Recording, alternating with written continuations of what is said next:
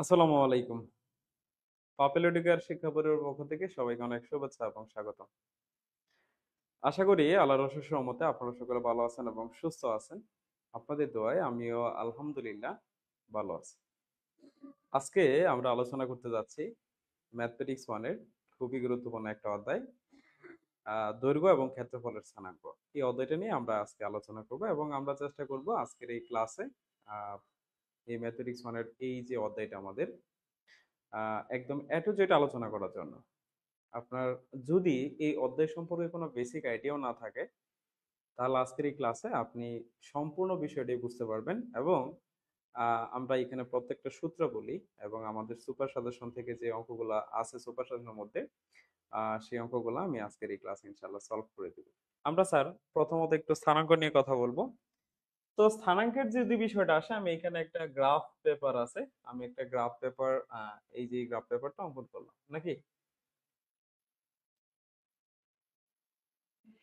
এই যে স্যার আমরা একটা গ্রাফ পেপার নিলাম। কেন নিয়েছি স্যার? যাতে আমরা একটা গ্রাফ পেপারে কিভাবে বিন্দুগুলো বসাই সেটা যাতে বুঝতে পারি নাকি। চলেন। ওকে স্যার, গ্রাফ পেপারে যখন আমরা বিন্দুগুলো বসাই তখন কেমনে বসাই দেখেন, তখন আমরা এখানে দুইটা অক্ষ অঙ্কন করি। তো এটা হচ্ছে আমাদের এক্স অক্ষ, আর এই বরাবর আমাদের আরেকটা অক্ষ থাকে যেটা হচ্ছে ওয়াই অক্ষ। তাহলে স্যার এটা হচ্ছে আমাদের ওয়াই অক্ষ, আর এই ওটা হচ্ছে মূল বিন্দু, এটা হচ্ছে এক্স ড্যাশ, এটা ওয়াই ড্যাশ, সরি এটা এক্স ও এক্স ড্যাশ। তো এক্স ও এক্স ড্যাশ এটাকে আমরা এক্স অক্ষ বলতে পারি, আর ওয়াই ওয়াই ড্যাশ এটা হচ্ছে ওয়াই অক্ষ। এখন যদি আপনাকে বলি যে একটা বিন্দুর স্থানাঙ্ক এরকম দেওয়া আছে 3 4, আমার কথাগুলো ভালো করে বুঝেন। এই বিষয়গুলো আমি অনেক মনে করি যে অনেক শিক্ষার্থীরা আছে যে গ্রাফ পেপারে কেমনে বিন্দু বসায়, আবার অনেক শিক্ষার্থীও আছে যাদের এই ব্যাপারে কোনো আইডিয়া নেই, আমরা বুঝি না। তো আমি ধরে নিচ্ছি যে আপনারা কেউ এটা পারেন না, সেইভাবে আমি এটাকে সলভ করে দেওয়ার চেষ্টা করতেছি বা করাচ্ছি। ঠিক আছে। তো দেখেন এখানে এই যে 3 4 যে বিন্দুটার কথা লিখতেছি আমরা 3 4, এই বিন্দুটা যদি আমি এখানে বসাইতে চাই কেমনে বসাবো স্যার? এই যে বিন্দুর কথা বলি আমরা স্যার, এখানে দুইটা ভ্যালু আমরা দেখতে পাচ্ছি, একটা হচ্ছে 3 আর একটা হচ্ছে 4। এটার মিনিংটা কি স্যার? এখানে এই দুইটা মান দ্বারা আসলে কি বোঝায়? এখানে প্রথম যে 3টা লেখা থাকে সেটা হচ্ছে আমাদের বুঝ, সেটা কি স্যার আমাদের বুঝ। এবং দ্বিতীয় এই যে যে 4 যেটা আছে এটা হচ্ছে কুটি, বুঝ এবং কুটি। এখন এটা হচ্ছে বাংলা কথা, এবং আপনি যদি এটা মান দ্বারা বুঝতে চান তাহলে প্রথম যে মানটা থাকে সেটা হচ্ছে এক্স এর ভ্যালু, আর দ্বিতীয় যে মানটা থাকে সেটা হচ্ছে ওয়াই এর ভ্যালু। সহজ ভাষা বলতে গেলে প্রথম যেটা সেটা হচ্ছে আমাদের 3, এটা হবে এক্স এর মানে বুঝের মান, আর দ্বিতীয় যে চারটা আছে এটা হচ্ছে কুটি বা ওয়াই এর মান বলতে পারে। তাহলে এক্স এর মান বসাবেন এক্স অক্ষ বরাবর, এক্স এর মান বসাবো আমরা এক্স অক্ষ বরাবর, ওয়াই এর মান বসাবো আমরা ওয়াই অক্ষ বরাবর। তাহলে স্যার এখানে দেখেন আপনি কি বসাবেন, প্রথমত কত আছে স্যার 3 আছে। এই 3 এর জন্য আপনি এক্স অক্ষ বরাবর, কোন অক্ষ বরাবর স্যার? এক্স অক্ষ বরাবর কয় ঘর যাবেন? 3 ঘর যাবেন। ঠিক আছে, যদি 3 আছে তাহলে এই যে 1 ঘর 2 ঘর 3 ঘর, এই যে 3 পর্যন্ত আসলে মানে 3 ঘর আসলে এই পর্যন্ত আসে। তারপর আছে স্যার 4, 4 এর জন্য আমরা কি করব, এটা কার মান? ওয়াই এর মান, কুটি। কুটির জন্য আমরা ওয়াই অক্ষ বরাবর এই মানটা যাব, কোন অক্ষ বরাবর? ওয়াই অক্ষ বরাবর।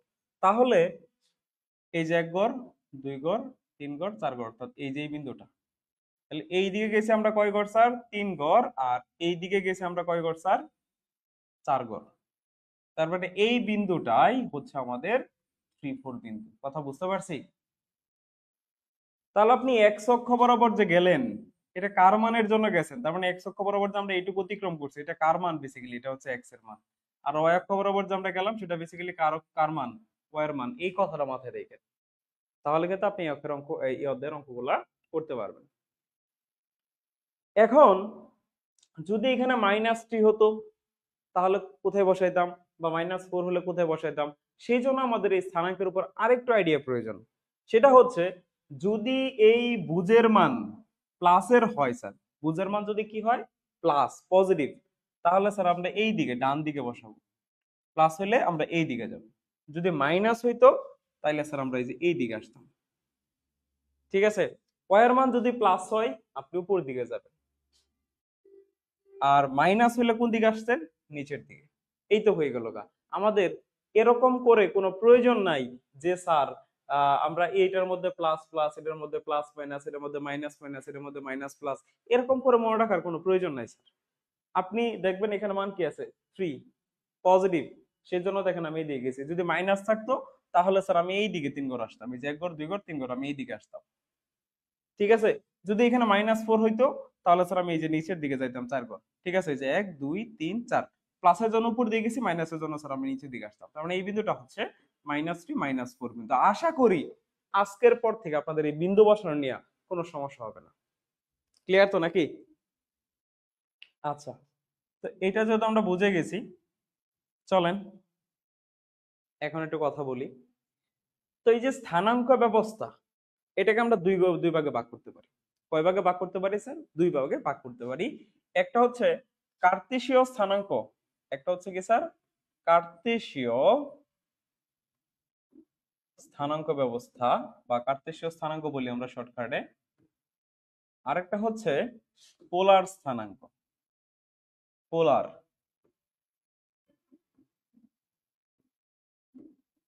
কার্তেশীয় স্থানাঙ্ক হচ্ছে সেই স্থানাঙ্ক ব্যবস্থা যেখানে বুঝ এবং কুটি থাকে, মানে দুইটা স্থানাঙ্ক দেওয়া থাকে, দুইটা ভ্যালু দেওয়া থাকে, এক্স এবং ওয়াই এর ভ্যালু। এই যে আমরা এইভাবে বিন্দুটা প্রকাশ করি না, এটাই হচ্ছে বেসিক্যালি কার্তেশীয় স্থানাঙ্ক ব্যবস্থা বা কার্তেশীয় স্থানাঙ্ক। আর পোলার স্থানাঙ্কটা হচ্ছে যখন আমরা আর থিটা অর্থাৎ একটা ব্যাসার্ধ থাকে, ঠিক আছে, আর একটা কোণের মান দেওয়া থাকে, এই স্থানাঙ্কটা হচ্ছে পোলার স্থানাঙ্ক ব্যবস্থা। ওকে, এখন একটু খেয়াল করেন স্যার, যেমন আমি যদি আরো একটু ডিটেলস আলোচনা করতে চাই, আমি এখানে দুটো অঙ্কন করলাম, একটা এক্স অক্ষ একটা ওয়াই অক্ষ, নাকি এক্স ও এক্স ড্যাশ, ওয়াই ও ওয়াই ড্যাশ। ওকে, তো এখন আমি যদি এখানে কোনো একটা বিন্দু লিখি, মনে করেন এখানে একটা বিন্দু নিলাম যেটা হচ্ছে পি বিন্দু, যার স্থানাঙ্ক হচ্ছে এক্স ওয়াই। তো এখানে এক্স ওয়াই মিনিংটা হচ্ছে এই যে দেখেন, আমি যদি এখান থেকে একটা লম্বটা নিই, মনে করেন এটা হচ্ছে পিএম, তাহলে এই ও থেকে এম পর্যন্ত যে ডিস্টেন্সটা, এটা কার মানের জন্য হয়েছে স্যার? আমরা ও থেকে এম পর্যন্ত কার জন্য গেছি বলেন তো স্যার? এই যে স্যার, আমরা ও থেকে এইটুক ডিস্টেন্স এক্স অক্ষ বরাবর যাই কার মানের জন্য স্যার? অবভিয়াসলি এক্স এর মানের জন্য। তার মানে এখানে এই ও এম মানে হচ্ছে এক্স, এবং এখানে এই যে পি থেকে এম অর্থাৎ এই যে ওয়াই অক্ষ বরাবর উপর দিকে যে গেছে, এটা কার মানের জন্য গেছে? এই যে ওয়াই মানের জন্য। তার মানে এই যে পি থেকে এম পর্যন্ত যে ডিস্টেন্সটা, সেটা হচ্ছে বেসিক্যালি ওয়াই আমাদের। কথা বুঝছি? এখন আমি যদি এই ও বিন্দু আর এই পি বিন্দু যুক্ত করে দেই, তাহলে দেখেন এখানে একটা কোণ তৈরি করে, এক্স অক্ষের সাথে এই রেখাটা একটা কোণ তৈরি করে, এটাই হচ্ছে থিটা। এবং এই মূল বিন্দু থেকে ওই বিন্দু পর্যন্ত যে ডিস্টেন্স, সেটাই হচ্ছে বেসিক্যালি আর। তাহলে এখন আপনারা আশা করি বুঝতে পারছেন যে কোণটা কি। তাহলে এখানে কোণ হচ্ছে কোনটা স্যার? এই যে এক্স অক্ষের সাথে আর যে কোণ তৈরি করে, ব্যাসার্ধটা যে কোণ তৈরি করতেছে, সেটাকে আমরা বেসিক্যালি থিটা বলতেছি। আর কতটুকু স্যার? মূল বিন্দু, এই যে ওটা হচ্ছে মূল বিন্দু, এই মূল বিন্দু থেকে এই পি বিন্দু পর্যন্ত, নির্দিষ্ট বিন্দু পর্যন্ত যে ডিসটেন্স, সেটাকে আমরা ব্যাসার্ধ বলতেছি। তাহলে এটাকে আমরা বেসিক্যালি আর বলতে পারি। আর এ ও থেকে এম, এটা হচ্ছে এক্স, এবং এই পি থেকে এম পর্যন্ত এটা হচ্ছে আমাদের ওয়াই। তাহলে আমরা আশা করি কার্তেশীয় স্থানাঙ্ক এবং হচ্ছে পোলার স্থানাঙ্ক দুইটা বিষয় আমরা মোটামুটি একটুটা বুঝতে পারছি নাকি? কারণ হচ্ছে কার্তেশীয় স্থানাঙ্ক মানে হচ্ছে যেখানে শুধুমাত্র এক্স এবং ওয়াই অর্থাৎ বুঝ এবং কুটির মাধ্যমে কোনো একটা বিন্দুকে আইডেন্টিফাই করা হবে, প্রকাশ করা হবে, সেটা হচ্ছে আপনার কার্তেশীয় স্থানাঙ্ক ব্যবস্থা। আর পোলার স্থানাঙ্ক ব্যবস্থা কি থাকবে? একটা ব্যাসার্ধ থাকবে, অর্থাৎ মূল বিন্দু থেকে ডিসটেন্সটা দেওয়া থাকবে, আর সেখানে একটা কোণের মান দেওয়া থাকবে, ঠিক আছে, যার মাধ্যমে আপনি একটা বিন্দুকে আইডেন্টিফাই করতে পারবেন। সো এটা হচ্ছে কি স্যার আমাদের পোলার স্থানাঙ্ক ব্যবস্থা। এখন আমরা হয়তো বা এই দুইটা বিষয় সম্পর্কে আইডিয়া পাইছি, কিন্তু এইটুকু হলে স্যার আমাদের চলবে না। আমাদের আর কি লাগবে? এই দুইটার মধ্যে সম্পর্ক বের করতে হবে। কারণ আমাদের পরীক্ষার মধ্যে কি আসে জানেন স্যার? বলে কার্টেসিয়াস থেকে পোলার স্থানাঙ্কে প্রকাশ করো অথবা পোলার থেকে কার্টেসীয় প্রকাশ করো। তার মানে এই যে ট্রান্সফরমেশনটা আমাদের এটা শিখতে হবে। যদি আমি এটা না শিখি তাহলে আমি কেমনে ট্রান্সফর্ম করবো বলেন? করা যাবে? করা যাবে না। আগে আমাদেরকে এই ট্রান্সফরমেশনটা শিখতে হবে। সো এটা আমি খুবই সিম্পলি, খুবই সহজ হয়তো আপনাদেরকে শিখিয়ে দিব। স্যার এটাকে একটা সমকোণী ত্রিভুজ না বলেন তো? এই যে POM এটাকে একটা সমকোণী ত্রিভুজ কিনা বলেন? অবভিয়াসলি। তাহলে এখানে দেখেন ত্রিভুজ OPMA এটা একটা সমকোণী ত্রিভুজ। এখানে এই ওপিটা হচ্ছে অত্রিভুজ, ওএমটা হচ্ছে ভূমি, পিএমটা হচ্ছে লম্ব, নাকি? তাহলে আমি যদি এখানে বলি সাইন থিটা, কি বললাম স্যার? সাইন থিটা মানে যে কোনটা, এইটাকে কোণ ধরছি। সাইন থিটা সমান আমরা কি জানি স্যার? লম্ব বাই অত্রিভুজ, নাকি? এটাই তো। তাহলে সাইন থিটা সমান হচ্ছে, লম্বটা কত স্যার দেখেন তো? এই যে লম্ব আমাদের কত? ওয়াই। তাহলে লম্বটা লিখলাম ওয়াই, অত্রিভুজটা কত স্যার? এই যে আমাদের আর। আর আর যদি গুণন করেন তাহলে y is equal to r sine theta. বুঝছি? আবার যদি বলি, কস থিটা, বলেন তো স্যার কস থিটা সমান আমরা কি জানি? ভূমি বাই অত্রিভুজ। এখানে ভূমিটা কত স্যার? এই যে এক্স, অত্রিভুজ আর, তার মানে এক্স বাই আর আসে। আর আর যদি গুণন করেন তাহলে আর সমান, সরি, এক্স সমান হবে আমাদের আর কস থিটা। এই যে একটা ট্রান্সফরমেশন আমরা পেয়ে গেলাম স্যার এখানে, কথা বুঝছেন? এই যে একটা ট্রান্সফরমেশন আমরা পেয়ে গেলাম। আরো কিছু সূত্র আপনাদেরকে এখান থেকে বের করে দেখাচ্ছি। দেখেন আরো কিছু সূত্র স্যার যদি আমাদের মনে চাই আমরা এখান থেকে বানাইতে পারবো, কোনো সমস্যা নাই। ওকে, এই ত্রিভুজ থেকে আমি আরো কয়েকটা সূত্র বানাচ্ছি স্যার। কি সূত্র দেখেন স্যার? যদি আমরা বলি টেন থিটা, টেন সমান কি জানি বলেন তো? লম্ব বাই ভূমি। লম্বটা হচ্ছে কত? ওয়াই, ভূমিটা কত? এক্স। আপনি এই পাশে টেন থিটাটা রাখলেন, তার থিটা সমান কি হবে? Tan inverse y by x. মনে রাখেন খালি, তাহলে হবে। আবার একটা সহজ কথা স্যার, সমকোণী ত্রিভুজের ক্ষেত্রে পিথাগোরাসের উপপাদ্য অ্যাপ্লাই করা যায়। আমরা স্যার এখানে পিথাগোরাসের সূত্রটা অ্যাপ্লাই করি। তাহলে পিথাগোরাসের সূত্রটা কি বলেন? ত্রিভুজ OPM এ পিথাগোরাসের সূত্র অনুযায়ী OP স্কয়ার সমান সমান PM square plus OM square, নাকি? OP বলতে কত স্যার? আর, তার মানে এখানে আর স্কয়ার হবে। PM বলতে কত বোঝায়? ওয়াই স্কয়ার, এবং OM বলতে কত? X, x square. একটু যদি সাজাই লিখি তাহলে আর স্কয়ার সমান হয় x square plus y square, বা আর সমান হচ্ছে root over x square plus y square. দেখেন আমরা এখানে টোটাল 4টা সূত্র বানাইছি। কয়টা সূত্র বানাইছি স্যার? বা 4টা সূত্র পাইছি। এই 4টা সূত্রের মাধ্যমেই স্যার আমরা কি করব?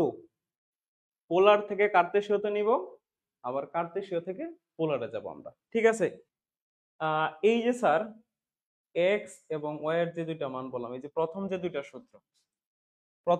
সূত্র দেখেন, এই যে এটা আর হচ্ছে এটা, আমি একটু যদি এই দুইটা সূত্র স্যার, এই যে এইটা আর এটা, এই দুইটা সূত্র দরকার হচ্ছে যখন আপনার প্রশ্নের মধ্যে আর এবং থিটার মান দেওয়া থাকবে, দ্যাট মিন্স পোলার স্থানাঙ্ক দেওয়া থাকবে, সেখান থেকে বলবে কার্তেশীয় স্থানাঙ্ক, দ্যাট মিন্স এক্স এর মান বের করতে বলবে, তখন আপনি স্যার এই দুটো সূত্র অ্যাপ্লাই করে বের করে ফেলবেন। কথা বুঝতে পারছেন? যখন আপনার একটা পোলার স্থানাঙ্ক দেওয়া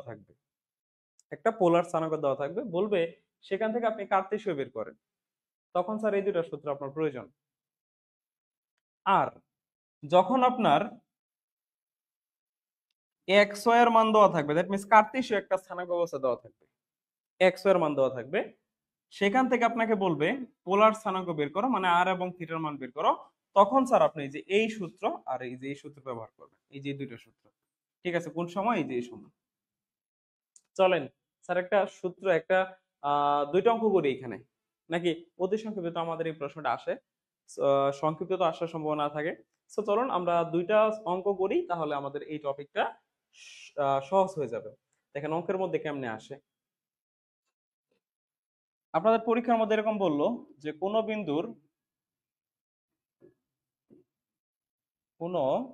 বিন্দুর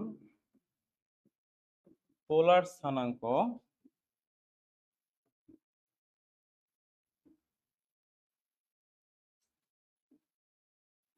√2 60 ডিগ্রি।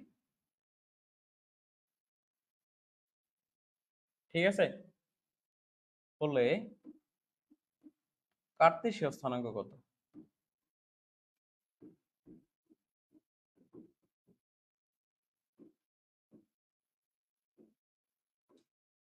এই একটা কোশ্চেন আপনাদের, এই একটা কোশ্চেন যে কার্তেশীয় স্থানাঙ্ক কত। আরেকটা কোশ্চেন এরকম আসলো যে কোন বিন্দুর কার্তেশীয় স্থানাঙ্ক হচ্ছে 3, 4 হলে পোলার স্থানাঙ্ক কত?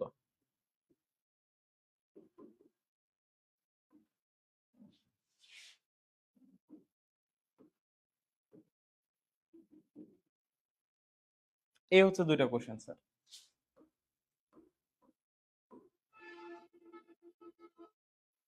আপনাদের পরীক্ষার মধ্যে কোশ্চেনটা এই ক্যাটাগরি হইতে পারে। আমি প্রথমটা সলভ করি।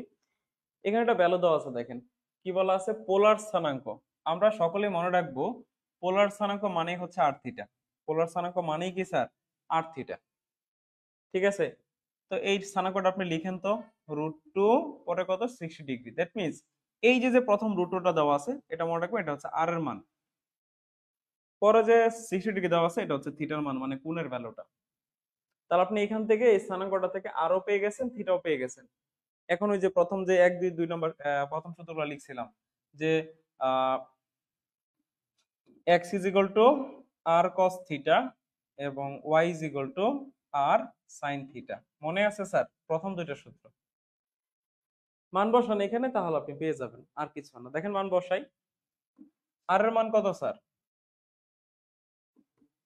√2 cos থিটার মান কত স্যার? 60। তাহলে √2 cos 60 সমান সমান √2,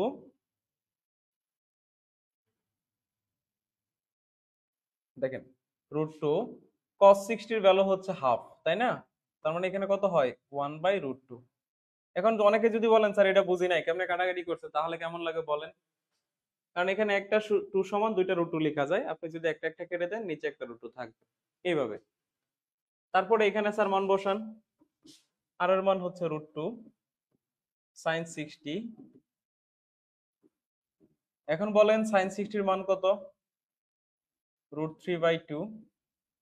তাহলে আপনি যে √2 কেটে দেন সেক্ষেত্রে এখানে থাকবে √3/√2। তাহলে এটা হচ্ছে y এর ভ্যালু আর এটা হচ্ছে x এর ভ্যালু। তো সুতরাং কার্তেশীয় স্থানাঙ্ক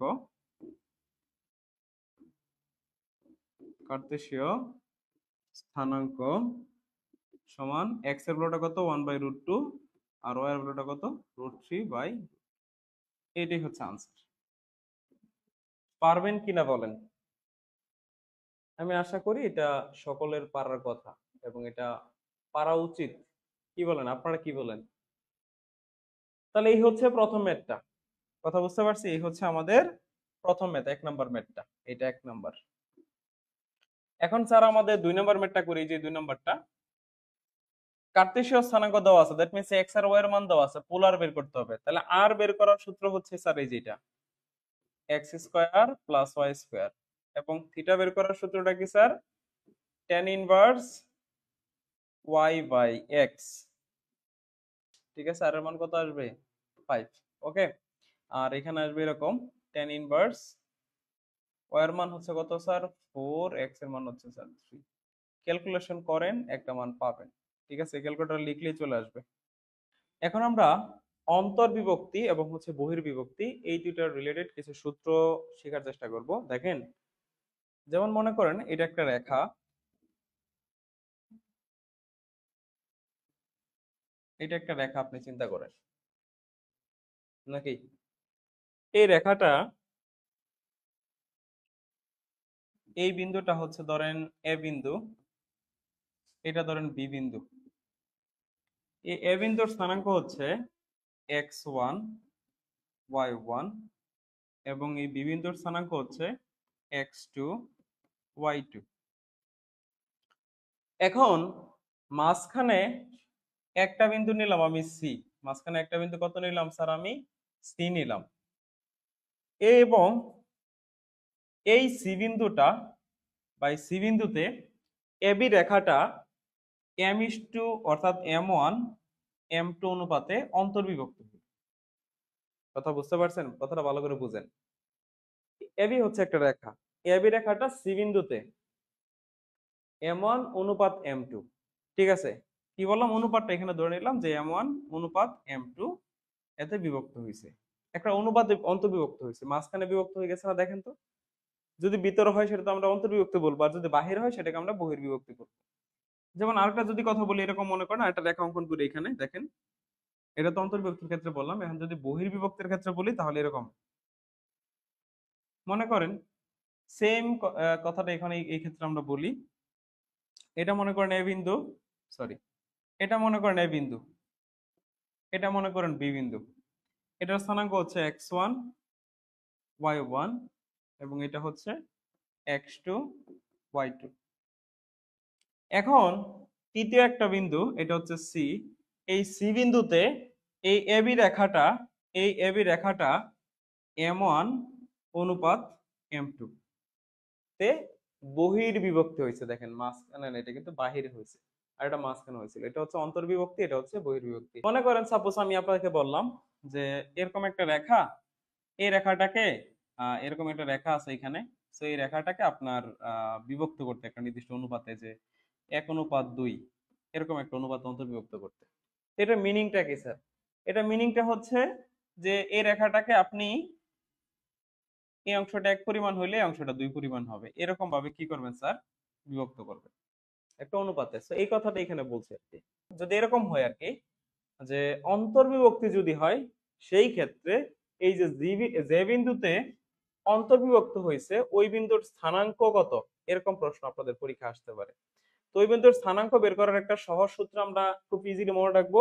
আর যদি বহির্বিভক্ত হয় কোনো বিন্দুতে, তাহলে সেই বিন্দুর স্থানাঙ্ক আপনি কেমনে মনে রাখতে পারেন সেটা আমরা এখন দেখব, ঠিক আছে? কারণ আমাদের পরীক্ষার মধ্যে এটি আসবে। এই দুইটা বিন্দু দেওয়া থাকবে, এই এ বিন্দু দেওয়া থাকবে, বি বিন্দু দেওয়া থাকবে, এই এমন মানে অনুপাতের মানগুলো দেওয়া থাকবে।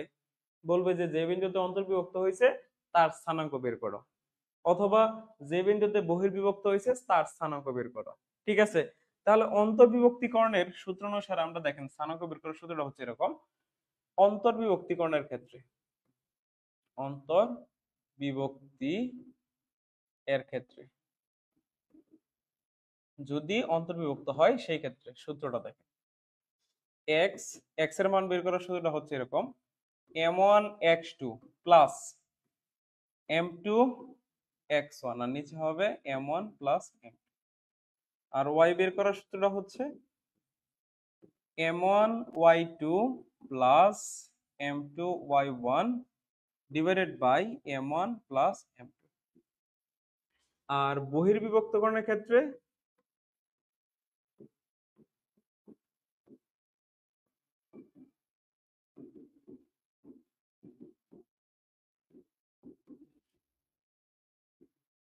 জাস্ট মাইনাস লিখবেন, জাস্ট মাইনাস, এইটুকু চেঞ্জ, আর সবই সেম থাকবে। জাস্ট মাইনাস হবে আর সবই সেম থাকবে, ঠিক আছে? সবই সেম। তাহলে m1 x2 minus m2 x1, নিচে m1 মাইনাস m2। আর y এর স্থানাঙ্কটা হবে m1 y2 minus m2 y1 m1 minus, ঠিক আছে? দেখেন বুঝছেন কিনা? তাহলে এই যে এখানে যে আমি সূত্রগুলো বললাম, এই নিচের এটি হচ্ছে আমাদের বহির্বিভক্তকরণের ক্ষেত্রে। দেখেন দুইটা সূত্র সবগুলাই সেম, জাস্ট কি পার্থক্য স্যার? জাস্ট প্লাস মাইনাসটা পার্থক্য। জাস্ট কি পার্থক্য স্যার বলেন তো? প্লাস এবং মাইনাস। আচ্ছা, আর একটা বিষয় পড়াই দিই, এটা বেসিকের জন্য আপনাদের, যেহেতু অন্তর্ভুক্ত বহির্ভুক্ত পড়াই ফেললাম। সো মধ্যবিন্দুর স্থানাঙ্ক,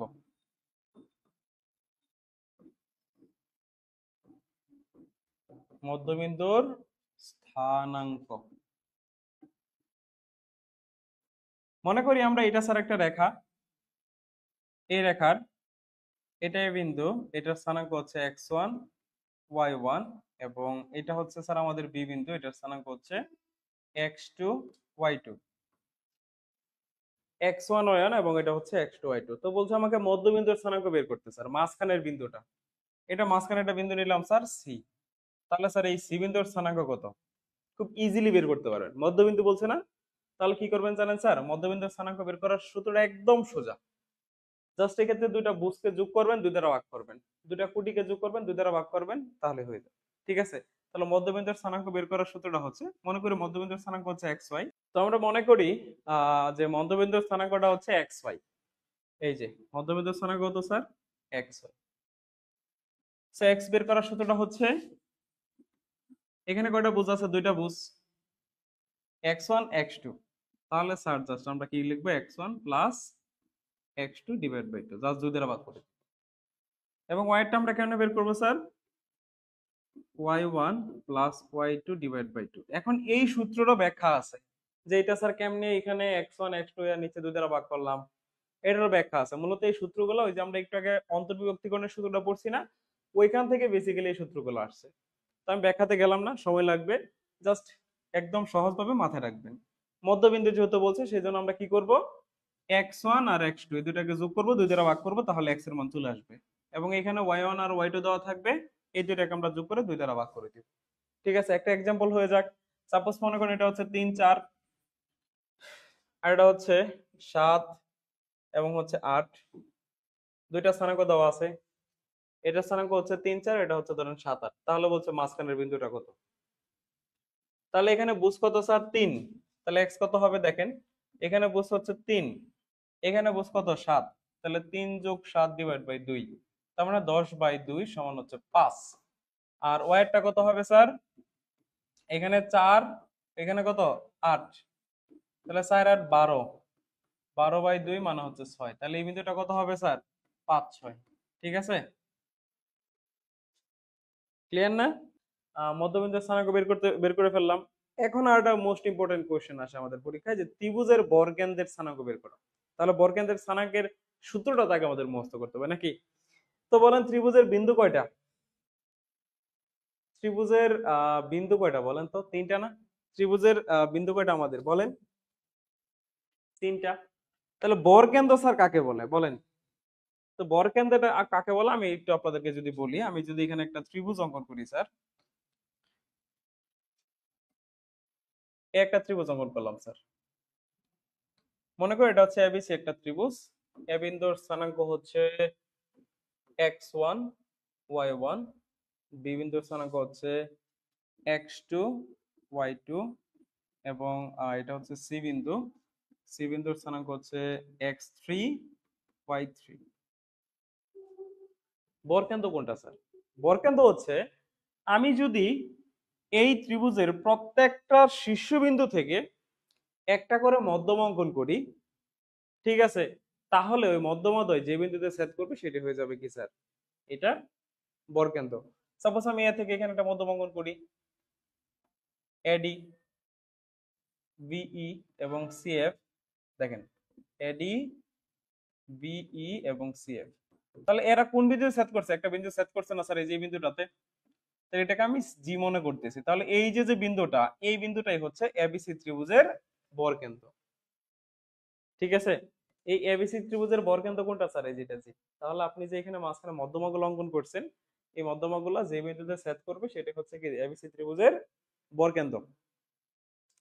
তাহলে এখানে কয়টা বিন্দু আছে স্যার, তিনটা, তিনটা যোগ করবেন, তিন দ্বারা ভাগ করবেন, তাহলে বর্গকেন্দ্র চলে আসবে। একদম সোজা। তাহলে বর্গকেন্দ্রটাকে আমি মনে করি এক্স ওয়াই। তাহলে এক্স বের করার সূত্রটা হচ্ছে, আমরা তিনটা এক্স যোগ করব, মানে x1 x2 x3 যোগ করে তিন দ্বারা ভাগ করব। এবং y এর ক্ষেত্রে সেম, তিনটা y যোগ করে তিন দ্বারা ভাগ করব, তাহলে y1 y2 plus y3 by 3। এই যে স্যার, পারবো না বলেন? তাহলে এটা হচ্ছে আমাদের বর্গকেন্দ্র বের করার সূত্র। মধ্যবিন্দু বের করার সময় কি করছিলাম স্যার বলেন তো, একটা সিকোয়েন্স আছে এই জায়গায়, মধ্যবিন্দু, তাহলে মধ্যবিন্দুটা কয়টা বিন্দুর মাঝখানে থাকতে পারে? দুইটা বিন্দুর। সেই জন্য দুইটা বিন্দুকে যোগ করে 2 দ্বারা ভাগ করছি। এই বরকেন্দ্র কার ক্ষেত্রে থাকে? ত্রিভুজের ক্ষেত্রে। কয়টা বিন্দু আছে? 3টা। সেই জন্য 3টাকে যোগ করবেন, 3 দ্বারা ভাগ করবেন। সিম্পলি এভাবে মনে রাখা যায়, তাই না? সো খুব একটা কষ্ট হওয়ার কথা না, অধৈর্য হওয়ার কিছু নাই। আমরা অনলি জাস্ট আর স্যার 2টা সূত্র শিখব, তাহলেই শেষ। দুইটি বিন্দুর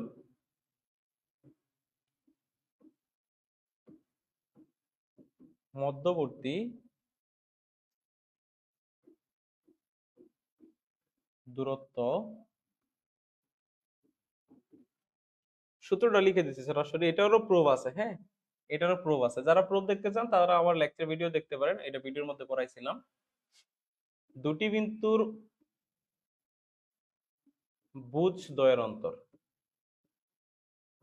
বুজ দ্বয়ের অন্তর হোল স্কয়ার প্লাস কুটি দ্বয়ের অন্তর।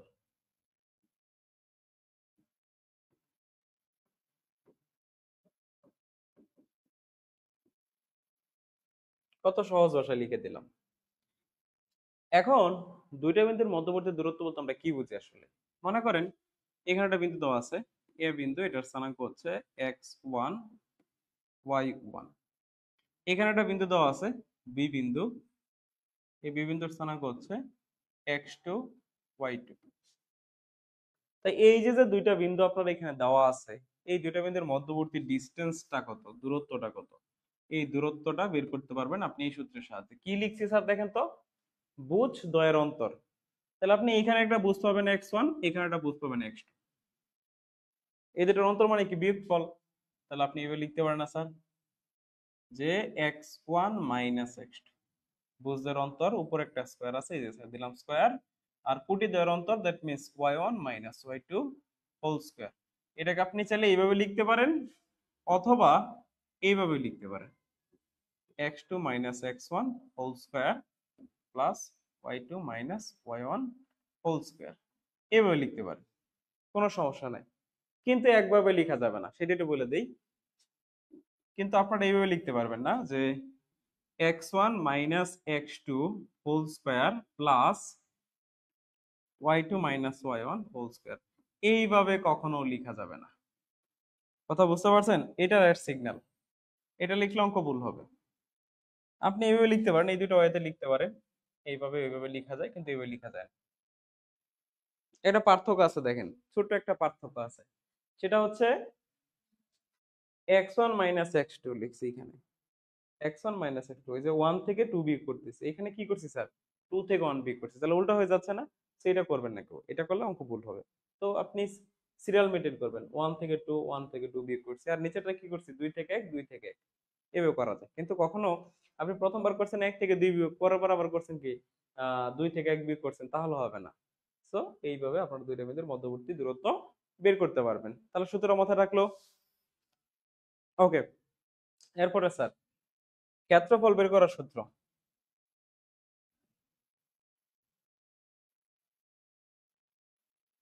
স্যার মনে করেন এখানে একটা চতুর্ভুজ দেওয়া আছে, একটা চতুর্ভুজের সূত্র পড়াই, এটা একটা চতুর্ভুজ দেওয়া আছে, তারপরে একটা ত্রিভুজ অঙ্কন করি।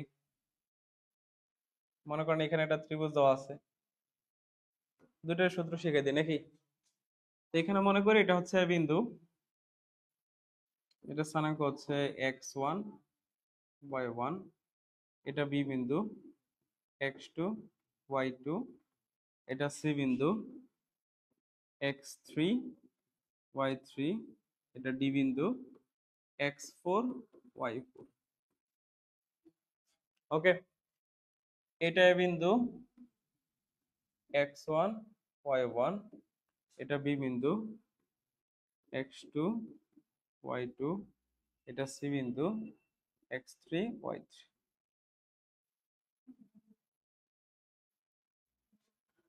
তো আমাদের পরীক্ষার মধ্যে যে কোনো চতুর্ভুজ, সামান্তরিক, আয়ত, রম্বস, ঠিক আছে, বর্গ, তো এদের 4টা বিন্দুর স্থানাঙ্ক দেওয়া থাকতে পারে। তারপর আমাদেরকে ক্ষেত্রফল বের করতে বলবে। এখন আপনাদের বইয়ের মধ্যে এটা একটু ব্যতিক্রমী নিয়ম দেওয়া, আমি ওই সূত্রের কথা বলবো না, আমি আমার মতো করে শর্টকাটে একটা সূত্র লিখে দিচ্ছি। সো প্রথমত চলেন আমরা একটা ত্রিভুজের সূত্র শিখি, ত্রিভুজের সূত্র দ্বারা আপনি এটাকে বের করতে পারবেন। তো ত্রিভুজের ক্ষেত্রফল, এবিসি ত্রিভুজের ক্ষেত্রফল সমান সমান half of x1 x2 x3 আবার x1, similarly y1 y2 y3 y1। দেখেন, আর ওই যে চতুর্ভুজের ক্ষেত্রফল, চতুর্ভুজ এবিসিডি এর ক্ষেত্রফল, এর ক্ষেত্রফল সমান half of x1 x2 x3 x4 x1 এবং y1 y2 y3 y4 y1। ঠিক আছে, এটা হচ্ছে ত্রিভুজের উপর উপরে গেছে, আচ্ছা পড়ুক। তো এই হচ্ছে সূত্রটা আর কি, খুব সিম্পল একটা সূত্র। সূত্রটা আগে একটু দেখেন, তারপরে এটা কেমনে হিসাব করবেন এটা আমি অঙ্ক যখন করাবো তখন বুঝাই দিব। ঠিক আছে, তো জাস্ট আগে সূত্রটা দেখেন। একদিন অনেক সূত্র পড়াই ফেলছি তো সেই জন্য মাথায় হয়তো নাও থাকতে পারে। তো এই ত্রিভুজের ক্ষেত্রফল এবং চতুর্ভুজের ক্ষেত্রফল, এই সূত্রটা জাস্ট আপাতত দেখে রাখেন। এটার ব্যাখ্যাটা আমি যখন ম্যাথ করাবো তখন আমি দিয়ে দিব।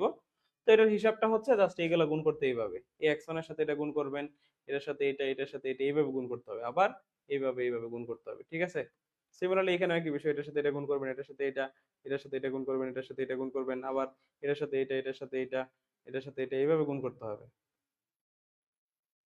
ঠিক আছে, তারপর যে বলো আসে সেটাই হবে আনসার।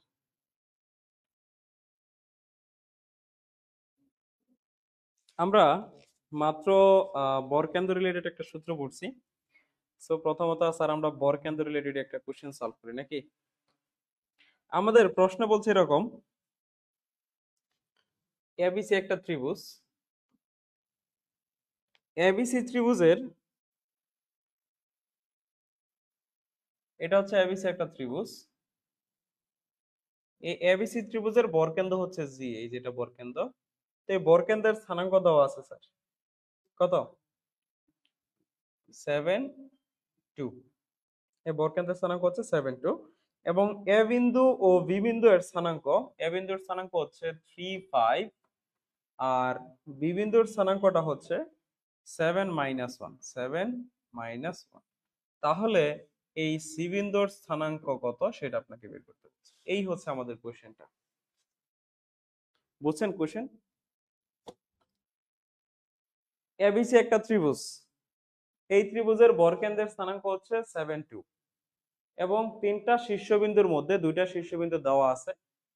এই এ বিন্দুর স্থানাঙ্ক হচ্ছে 3 5, বি বিন্দুটা হচ্ছে 7 - 1, আর সি বিন্দুটা হচ্ছে xy। সি বিন্দুটা কত স্যার, xy। সো সি বিন্দু কেমনে বের করবো স্যার, বরকেন্দ্র বের করার একটু আগে একটা সূত্র শিখছি না আমরা, শিখছি কিনা বলেন, সেই সূত্রটা আমরা এখানে অ্যাপ্লাই করব।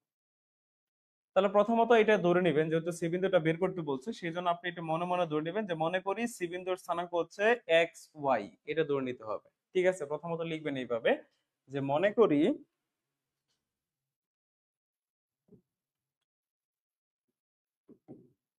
সি বিন্দুর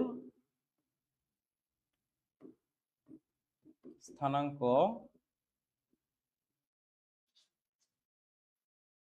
x, y। তাহলে বরকেন্দ্রের সূত্র অ্যাপ্লাই করব। তা সুতরাং বরকেন্দ্র,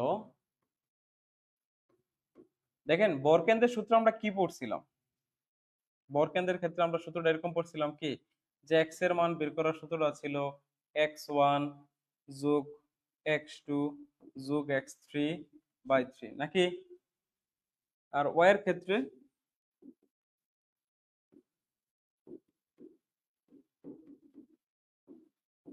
এখন এখানে x এবং এখানে y বলতে আমরা আসলে কি বুঝি, এই x মানে হচ্ছে বরকেন্দ্রের এই যে 7, মানে বরকেন্দ্রের x এটা কিন্তু, আবার এই যে সি বিন্দুর x চিন্তা করে না তাহলে সমস্যা হবে। আর এখানে এই যে 2 বলতে এই যে এই ওয়াইটা হচ্ছে এই 2, বরকেন্দ্রের স্থানাঙ্ক কিন্তু এই দুইটা, এই দুইটা হচ্ছে বরকেন্দ্রের স্থানাঙ্ক। তাহলে সূত্র এই দুটো তো আমরা জানি নাকি স্যার, এই অনুযায়ী আমরা মান বসাই তাহলে হবে। কথা বুঝতে পারছি? এই অনুযায়ী আমরা মানগুলো বসাই দিই দেখেন। বা তাহলে x এর স্থানাঙ্কটা কত আছে আমাদের? ওই যে 7, এই যে লিখলাম স্যার 7। x1 টা কত? 3। ওই যে a বিন্দুর স্থানাঙ্কটাকে x1 ধরলাম। b বিন্দুটা কত স্যার? 7, তাহলে +7। এবং এই x3 ধরি স্যার আমরা, এই যে x টাকে x3 ধরলাম। তাহলে x3 টা হবে x ডিভাইড বাই 3। তাহলে এখানে আমরা পাইলাম হচ্ছে 7 ইজ ইকুয়াল টু 10 যোগ x বাই 3। আর এই যদি গুণন করেন তাহলে x প্লাস 10 সমান হচ্ছে 3 সাথে কত? 21। তাহলে x সমান কত হবে? 11। তাহলে x এর মান পেয়ে গেছি 11। কথা বুঝতে পারছেন? x এর মানটা আমরা পেয়ে গেলাম অলরেডি। কত আসলো সেটা? 11 আসলো। এখন সেম ভাবে আপনি y এর মান বের করেন। তাহলে y সমান আমরা কি জানি? y1 plus y2 plus y3 divide by 3। ঠিক আছে? y বলতে কত স্যার? 2 নাকি?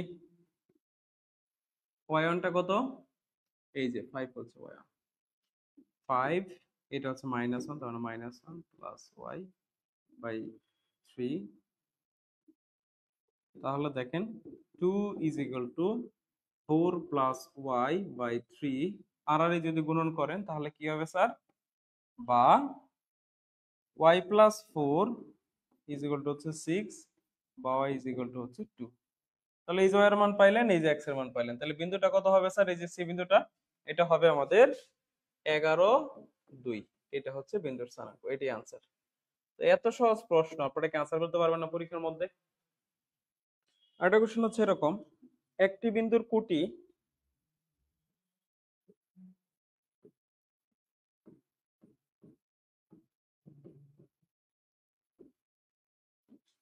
ভুজের দ্বিগুণ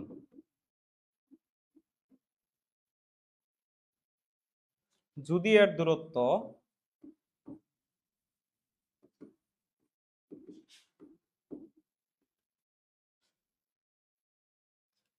4, 3 হতে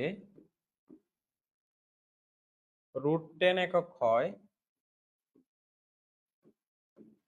তবে বিন্দুটির স্থানাঙ্ক বের করো।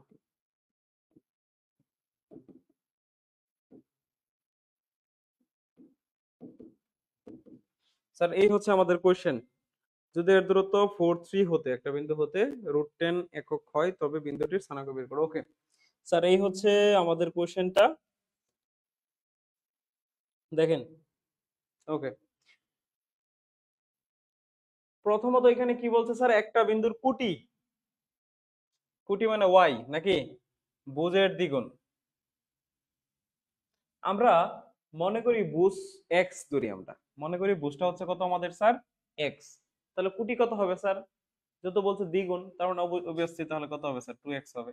তাহলে আপনি এখানে লিখতে পারেন যে মনে করি ভুজ সমান x। তা সুতরাং কুটি সমান কত হবে? 2x। তার মানে বিন্দুটির স্থানাঙ্ক, বিন্দুটির স্থানাঙ্ক সমান হচ্ছে x 2x। এই হচ্ছে আমাদের বিন্দুটা। এখন কি বলছে? যে যদি এর দূরত্ব 4, 3 হতে কত একক স্যার? মনে করেন আমরা এই বিন্দুটা হচ্ছে এই যে এটা x 2x, এই বিন্দুটা, আর 4, 3 বিন্দুটা হচ্ছে যে এখানে 4, 3, যে বিন্দুটা। বলছে কি বলছে স্যার? যদি এর দূরত্ব কোন বিন্দু থেকে? 4, 3 বিন্দু থেকে। দূরত্বটা কত দেওয়া আছে স্যার? √10। এই যে স্যার √10, এইটুকু ডিস্টেন্স হচ্ছে √10, তাই না? তাহলে আপনি এখন এই শর্ত ফিল আপ করেন। তাহলে এখানে এই কথা লিখতে পারেন যে 4, 3 হতে এর দূরত্ব সমান কত স্যার? √10। এখন কোন বিন্দু হতে ডিস্টেন্স, এই যে দুইটা বিন্দুর মধ্যবর্তী ডিস্টেন্স কেমনে বের করবো স্যার? আমরা সূত্র পড়ে আসছি না? সেই সূত্রের সাহায্যে √ কি sir? x - 4 whole square plus 2x - 3 whole square সমান হচ্ছে √10। স্যার এখানে দুই সাইডে কি আছে? আমাদের √ আছে না বলেন তো? দুই পাশে কি আছে স্যার? √ আছে। তাহলে দুই পাশে রুট ওভারটা আমরা কি করি, স্কোয়ার করে দিই, তাহলে তো হয়ে যায় নাকি। আপনি যদি স্কোয়ার করেন, এই পাশে স্কোয়ার করলে এই রুট চলে যাবে, এই পাশে স্কোয়ার করলে এই রুট চলে যাবে, তাহলে দুই পাশ থেকে রুট ওভারটা আপনি তুলে দেন। তুলে দিলে কি থাকবে, x minus four whole square plus 2x minus 3 whole square সমান হচ্ছে কত, 10। বা সূত্র দেখেন অ্যাপ্লাই করেন কি হবে বলেন তো sir, x square minus 8x plus 16। এটা যদি আমাকে জিজ্ঞেস করেন যে স্যার কেমনে হইলো, আমি কখনো বুঝাই দিব না এটা, কারণ এখানে M N S whole square সূত্র অ্যাপ্লাই করলে এটা চলে আসে। আর এখানে যে সূত্র ফেলেন তাহলে কি হবে, 4x স্কোয়ার মাইনাস 3 দুগুণে 6, 6 দুগুণে 12, 12x প্লাস 9 সমান হচ্ছে 10। বুঝতে পারছেন আশা করি। 2x স্কোয়ার করলে 4x স্কোয়ার হবে, তারপরে 3 দুগুণে 6, 6x, আবার 2 দ্বারা গুণ করলে কত হবে, 12x হবে, আর 3 প্লাস স্কোয়ার করলে 9 হয়। তো x স্কোয়ার কয়টা আছে স্যার এখানে বলেন তো, 5টা, তার মানে 5x স্কোয়ার। x কয়টা, 12, আর এখানে 8টা, মনে হয় টোটাল 20টা, 20x। আর 16 আর 9 কত হলো স্যার, 25 বিয়োগ 10 সমান 0। তাহলে 5x square minus 20x plus এর 15 সমান 0। এখান থেকে 5 কমন নেওয়া যায়, তাহলে 5 যদি কমন নেন সেক্ষেত্রে হবে x square minus 4x plus 3 সমান 0। 5 দ্বারা উভয় ছেড়ে ভাগ করে দেন, তাহলে এখানে হবে x square minus 4x plus 3 is equal two 0। Sir পরবর্তীতে আমরা কি করব, এখানে একটু মিডল ফ্যাক্টর করে ফেলেন, 3 ওকে 3, তাহলে তো হয়ে যায়। তাহলে আমরা যদি এখানে মিডল ফ্যাক্টর করি সেক্ষেত্রে হবে x square minus 3x minus x plus 3 is equal two 0। বা x কমন নিলে x মাইনাস 3 মাইনাস 1 কমন নিলে এখানেও সিমিলারলি x মাইনাস 3 হবে। সো x মাইনাস 3 আর এখানে হবে x মাইনাস 1 সমান 0। বা x minus 3 is equal two 0 এবং x minus 1 is equal two 0। সেখান থেকে x ইজ ইকুয়াল টু 3 আসে, আর এখানে x ইজ ইকুয়াল টু কত আসে, 1। তাহলে আমরা কয়টা মান পেলাম স্যার, দুইটা মান পেয়ে গেলাম। কয়টা মান পেলাম স্যার এখান থেকে, দুইটা পাইছি। এখন জাস্ট আমরা কি, যে বিন্দুর স্থানাঙ্ক লেখা আছে এখানে বসাই দেন। তাহলে x এর মান যদি 1 হয় তাহলে বিন্দুটা কত হবে, তাহলে x ইজ ইকুয়াল টু 1 হলে বিন্দুটি, তো বিন্দুর স্থানাঙ্ক কত আসতেছে বলেন, x এর মান 1 যদি এখানে বসান তাহলে এখানে কত হবে, 2 কে 2। তাহলে x এর মান 1 হলে বিন্দুটা হয় এইটা। যদি x এর মান 3 হয় তাহলে বিন্দুটা কি হবে স্যার, এখানে 3 বসালে এখানে 6 হবে। তাহলে এইটা অথবা এটা, এই দুটো থেকে যে কোনো একটা आंसर, এই দুইটাই आंसर, ঠিক আছে। সো আজকের ক্লাসটা আমরা এখানে শেষ করতে যাচ্ছি। তো ভালো থাকুন সবাই, আল্লাহ হাফেজ।